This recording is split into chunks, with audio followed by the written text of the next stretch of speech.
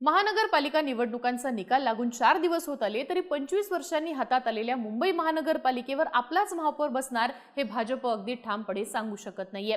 2 दिवसात महापौर पदाचे आरक्षण सोडत होणार आहे, त्यामुळे त्या 2-3 दिवसात राज्यामध्ये आणखीन मोठ्या घडामोडी घडण्याची शक्यता आहे। इकडे ठाकरेंनी आपल्या शिवसेनेचा महापौर होऊ शकतो असं वक्तव्य करत ट्विस्ट आणलेला असताना शिंदेंच्या नगरसेवकांचा हॉटेलमधला मुक्काम हा संपलेला आहे। मुंबई हातात घेण्यासाठी भाजप ठाकरेंची युती होईल अशा वल्गना सुद्धा काही माध्यमं करताना दिसतात। थोडक्यात अचानक मुंबई महापौर पदाबाबतची रंगत ही वाढलेली दिसतीये। मुंबईत भाजपचा महापौर बसला तर भाजपची मुंबईवरची पकड घट्ट होऊ शकते। भाजपचा महापौर बसला तर एकनाथ शिंदेंमुळे तो बसला अशा अनेक शक्यतांना टाळण्यासाठी एकनाथ शिंदे सर्वतोपरी प्रयत्न करताना दिसतात। पण या सगळ्यात एकनाथ शिंदे मुंबई महापौर पदाबाबत ज्या पद्धतीने प्रेशर टॅक्टिक्स करतायत त्याला भाजप खतपाणी घालणार नसून मुंबईत भाजपचाच महापौर बसणार हे दिल्लीच्या नेत्यांनी महाराष्ट्र नेतृत्वाला कळवल्याचं कळतंय। शिंदे सुद्धा दुखावले जाणार नाहीत अशी सोय सुद्धा भाजपने केल्याचं कळतंय। नेमका भाजपचा प्लॅन काय आहे समजून घेऊयात आजच्या व्हिडिओतनं। नमस्कार, मी आरती आणि तुम्ही बघताय बोल व्हिडिओ। मुंबई महानगरपालिकेत निवडून आलेल्या नगरसेवकांचं शिबिर घेण्यासाठी 29 नगरसेवकांना हॉटेलात ठेवलेलं असं शिंदेंचे नेते सांगत असले तरी एकनाथ शिंदेंचा हा जुना फंड आहे हे संबंध महाराष्ट्राला माहितीये।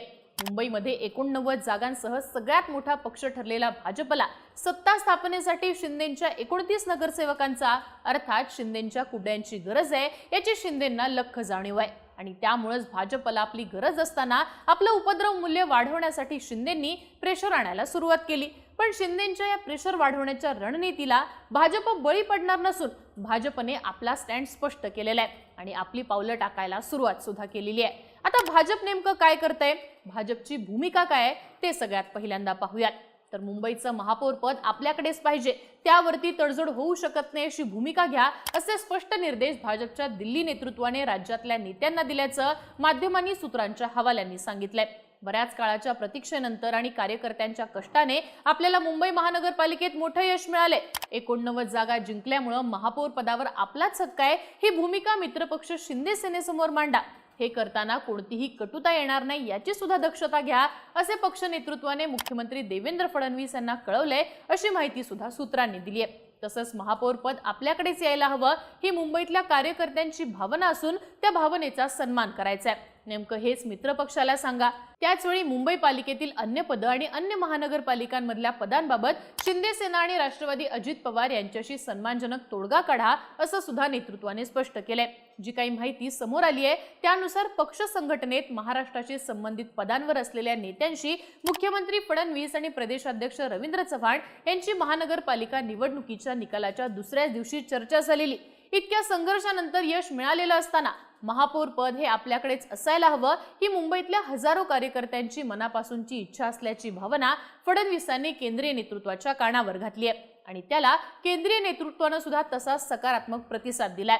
थोडक्यात महापौर पद कुठल्याही क्षणी सोडायचं नाही, कुठल्याही मुद्द्यावरती सोडायचं नाही अशीच दिल्ली आणि राज्यातल्या नेत्यांची भाजपची भावना आहे। पण जर महापौर पद सोडणार नसतील तर शिंदेंचं काय होईल? शिंदेंच्या नाराजीला भाजप कसं टॅकल करणार? बाळासाहेबांचं जन्मशताब्दी वर्ष आहे, इतकी वर्ष मुंबईचं महापौर पद सेनेकडेच आहे, त्यामुळे शिंदेंना मुंबईचं महापौर पद हवं असलं, सेनेच्या कार्यकर्त्यांची तशी भावना असली तरी सगळ्यात जास्त जागा आलेली भाजप आता मुख्यमंत्री पदासारखा महापौर पदाचा त्याग करणार नाही हे स्पष्ट झाले। पण मग शिंदेंना काय मिळणार?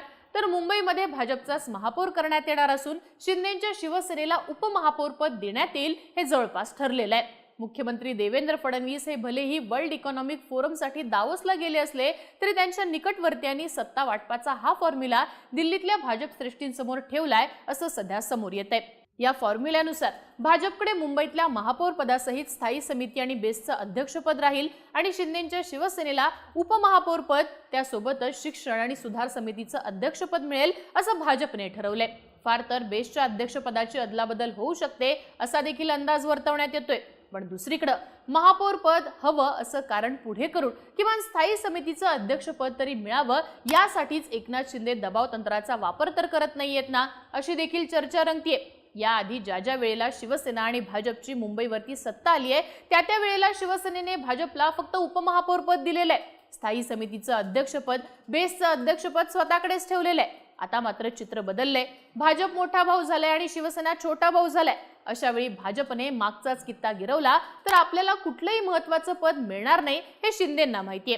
त्यामुळेच महापौर पदाचं कारण पुढे करत स्थायी समिती किंवा बेस्टच्या अध्यक्षपदी तरी स्थान मिळावं यासाठी शिंदेंचे प्रयत्न चालू आहेत अशी चर्चा चालू आहे. महापौर पद नाही तरी किमान पालिकेच्या तिजोरीच्या चाव्या म्हणजे स्थायी समिती अध्यक्षपद मिळवण्यासाठी शिंदे गट आग्रही असू शकतो. दुसरीकडे जर भाजपने मुंबईत आपला महापौर बसवला तर त्या बदल्यात कल्याण डोंबिवलीमध्ये महापौर पद आणि स्थायी समिती अध्यक्षपद असं दोन्ही शिंदे आपल्याकडेच ठेवायचा शब्द भाजपकडनं घेऊ शकतात. पण असं झालं तर रवींद्र चव्हाण यासाठी तयार होणार का हा मोठा प्रश्न आहे. थोडक्यात मुंबईमध्ये भाजपला महापौर पद हवं असेल तर त्यासाठी शिंदेंना मुंबई आणि कल्याण डोंबिवली दोन्हीकडे स्थायी समिती अध्यक्षपद देऊन तिजोरीच्या जाव्या शिंदेंच्या हातात भाजपला द्याव्या लागू शकतात. आता येतो यातला तिसरा महत्त्वाचा मुद्दा. भाजप महापौर पदासाठी इरेला का पेटली आणि शिंदेंपुढे जर भाजप नमली नाही तर त्यातून नेमका काय मेसेज दिला जाईल. जसं सुरुवातीला आपण बोललो की भाजप मुंबईच्या इतिहासात पहिल्यांदाच 89 जागा घेऊन विजयी झालीये. अशा परिस्थितीत भाजपला महापौर पद कुठल्याही परिस्थितीत सोडायचं नाहीये. ते सोडलं तर भाजपच्या केडरपासून ते भाजपच्या दिल्लीतल्या नेतृत्वापर्यंत ते कोणालाच पटणार नाहीये. त्यामुळे भाजप आपलाच महापौर बसवणार तोही 30 तारखेला हे जवळपास स्पष्ट झालंय. पण भाजपनं ही आपली महापौर पदाची इच्छा पूर्ण केली तर नेमका काय मेसेज जाईल. सगळ्यात पहिला मेसेज म्हणजे शिंदेंची प्रत्येक इच्छा पूर्ण केली जाऊ शकत नाही हा मेसेज सेना आणि भाजपच्या कार्यकर्त्यांना आणि नेत्यांना दिला जाईल. शिंदे बंड करून आले तेव्हा भाजपनं मोठ्या मनाने जास्ती जागा असताना शिंदेंना मुख्यमंत्री केलं. पण असा त्याग भाजप सतत करणार नाही हा मेसेज मित्र पक्षांना जाईल. लोकसभा, विधानसभा तसंच महानगरपालिकेच्या जागा वाटपात शिंदेंपुढे भाजपने नमतं घेतलेलं. पण आता निकालानंतर सुद्धा भाजपने शिंदेंचं ऐकलं तर भाजपला शिंदेशिवाय पर्याय नाही अशी परिस्थिती तयार होऊ शकते. त्यामुळे भाजप आपला महापौर बसून शिंदेंना डोईजड होऊन देणार नाही. भविष्य काळात राजकारण करायचं असेल तर शिंदेंना भाजपसोबतच राहावं लागेल असाही मेसेज यातनं देण्याचा भाजपचा प्रयत्न असेल. तसंच भाजपला शिंदे हवे असले तरी ते भाजपच्या टर्म्स आणि कंडिशनवरती हे भाजप या निर्णयातनं स्पष्ट करेल. तसंच वारंवार भाजप केडरला ग्रांटेड धरत नाही हाही मेसेज या निर्णयातनं पुढे येईल. भाजपचा महापौर मुंबईत बसावा यासाठी गेली अनेक वर्ष काम करणाऱ्या केडरला भाजप आत्ता नाराज करणार नाही. थोडक्यात एका दगडात 2 पक्षी मारायचे असा भाजपचा डाव आहे. एकंदरीतच काय तर 3 दिवसांच्या ताज लँड्स बांद्रा हॉटेलमधल्या मुक्कामानंतर एकनाथ शिंदेंच्या 29 नगरसेवकांनी आता चेकआउट केल्याचं कळतंय. त्यामुळेच भाजपची रणनीती यशस्वी होतीये असं म्हटलं जातंय. त्यामुळे भाजप आता शिंदेंच्या प्रेशर पॉलिटिक्सला बळी पडणार नसून मुंबईमध्ये आपलाच महापौर बसवणार असं सुद्धा बोललं जातंय. तुम्हाला काय वाटतं? एकनाथ शिंदेंचं प्रेशर पॉलिटिक्स यशस्वी होणार नाही का? भाजप मुंबईत आपलाच महापौर बसवणार का? या बाबतीतल्या तुमच्या प्रतिक्रिया आम्हाला कमेंट बॉक्समध्ये लिहून कळवा आणि बोलबुडीच्या YouTube चॅनलला नक्की सबस्क्राईब करा.